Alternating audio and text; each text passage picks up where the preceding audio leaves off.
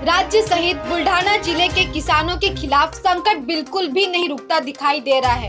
किसान बड़े साहस के साथ खड़े होने की कोशिश कर रहे हैं, लेकिन कुदरत किसानों की बार बार परखने लगती है। बुल्ढाना जिले में पिछले 3-4 साल से प्रकृति की अनियमितता के कारण किसानों को आर्थिक संकटों का सामना करना पड़ रहा है और 2.5 साल से कोरोना ने सब कुछ ठप कर दिया है और इसका किसानों पर भारी वित्तीय प्रभाव पड़ा है। मजदूरी नहीं है, फसल का कोई दाम नहीं है, फिर भी इस सब पर काबू पाने के लिए किसान ने निजी ऋण लेकर खेती करने की तैयारी की थी और इसकी बुवाई की थी, जो खरीफ की शुरुआत में संतोषजनक थी। अब तक जिले के करीब 94% किसानों ने बुआई की है। बुल्ढाना जिले में सोयाबीन की फसल मुख्य रूप से बड़ी मात्रा में उगाई जाती है और इस फसल को किसान की नजर में नकदी फसल माना जाता है। जिले में पिछले साल 3,84,000 हेक्टेयर में बुआई हुई थी, जबकि इस साल अब तक 3,55,000 हेक्टेयर में बुआई हो चुकी है। आज हरी दिखने वाली फसल पर कीड़ों का हमला हो रहा है, जिस पर चक्रीय और तने से हमला किया गया है। इसलिए किसान ने 2 बार कीटनाशकों का छिड़काव किया, लेकिन इसका प्रकोप अभी भी पूरी तरह नष्ट नहीं हो पा रहा है। इसके साथ ही पिछले सप्ताह जिले भर में लगातार पड़े रहने के कारण सोयाबीन की फसल में बड़ी मात्रा में घास व विभिन्न प्रकार के खरपतवार उगाए गए थे, जिस पर किसान ने 2 बार खरपतवार नाशक छिड़कने के बाद भी तान को नष्ट नहीं किया।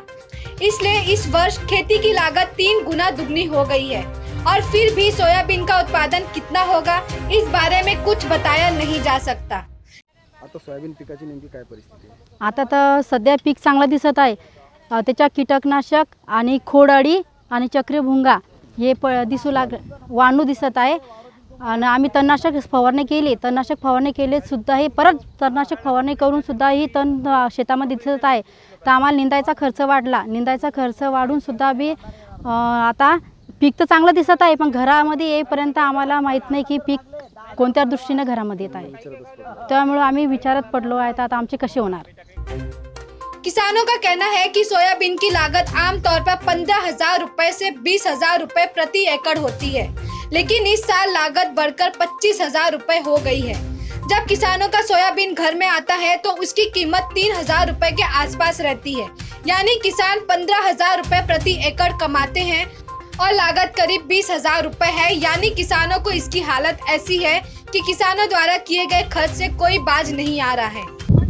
शेतकऱ्याच्या समस्या तर सरता सरत नाही, कारण शेतकरी हा सर्व नैसर्गिक पावसावर अवलंबून आमची कोरडवाहू शेती असल्यामुळे आणि त्याच्यामध्ये कीटकनाशक अत्यंत महागडे झाले, खताचे भाव, रोजंदारी, बियाणे यांचे खूप भाव वाढलेले असून शेतकरी हा दयनीय अवस्थेमध्ये आहे। तरी शासनाला विनंती आहे की आमचे मागच्या वर्षी बुलढाणा जिल्हा हा दुष्काळग्रस्त जाहीर होऊन सुद्धा आम्हाला पीक विमा मिळालेला नाही, त्यामुळे यावर्षी आम्ही पीक विमा मिळत नाही। कंपनी आणि सरकारचे शाटेलोटे असल्यामुळे आम्ही पीक विमा यावर्षी काढला नाही, कारण आम्ही जोडचे रक्ताचे पैसे, घामाचे पैसे त्यामध्ये गुंतवतो आणि शासन आम्हाला एक कवडीसुद्धा देत नाही, त्यामुळे आमची यावर खूप नाराजी आहे। युती शासनाच्या वेळेससुद्धा कर्जमाफी झाली नाही आणि महाआघाडी शासनाच्या वेळेससुद्धा आतापर्यंत आम्हाला कर्जमाफी झालेली नाही आहे, कारण त्यामुळे आम्हाला पीक कर्ज मिळालं नाही।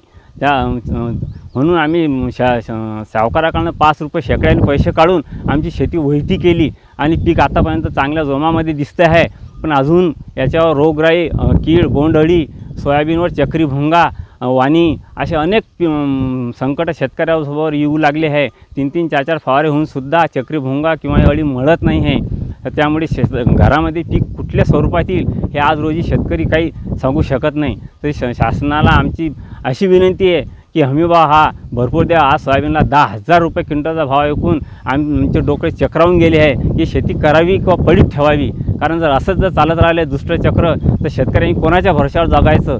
कारण सर्व आम्ही कुठलेही आतापर्यंत GST हा शेतकऱ्यातून अतोनात रुपयातून वसूल केला जातो, कारण शेतकऱ्याला GST नाही असं म्हणणारा मी तर मूर्ख समजणार, कारण आम्ही बियाणे खतं आणतो याच्यावरसुद्धा GST आहे, त्यामुळे शेतकऱ्याचं हे खूप नुकसान होत आहे। ते शासनाने याच्याकडे त्वरित केंद्र सरकार आणि राज्य सरकारी हा अन्नदाता आहे, हा जगाचा पोशिंदा आहे, याच्याकडे लक्ष देऊन तुम्ही आमच्याकडे आमचं भविष्य उज्ज्वल करा, अन्यथा पुढची पिढी हे शेतामध्ये पायसुद्धा ठेवणार नाही, हीच माझी शासनाला हातजोडून विनंती आहे। यदि हम किसान की समस्या पर नजर डालें तो वे आगे नहीं बढ़ते। कृषि की खेती करते समय बीज, रसायन, उर्वरक, खरपतवार नाशकों की कीमतों में काफी वृद्धि हुई है और दूसरी ओर वस्तुओं की तुलना में मूल्य नहीं मिलता है। इसलिए किसान वित्तीय संकट से बाहर नहीं निकल पाता। पिछले साल किसान ने अपने पसीने और खून का भुगतान कर फसल का बीमा कराया था, लेकिन फसल कंपनियों ने बीमा नहीं दिया। इसलिए अधिकांश किसानों ने इस वर्ष फसल बीमा नहीं लिया है और कई किसानों को अभी तक सरकार द्वारा दी गई छूट नहीं मिली है। इसलिए किसान चारों तरफ से परेशानी में है। इन बातों पर गौर करें तो सरकार को चाहिए कि वह कहीं और मदद करने के बजाय सोयाबीन को 10,000 रुपए का भुगतान करे, अन्यथा आने वाली पीढ़ी खेत में पैर भी नहीं रखेगी। अब किसानों को सरकार से मदद की नहीं, वास्तव में गारंटी की उम्मीद है। News desk, metro Mumbai.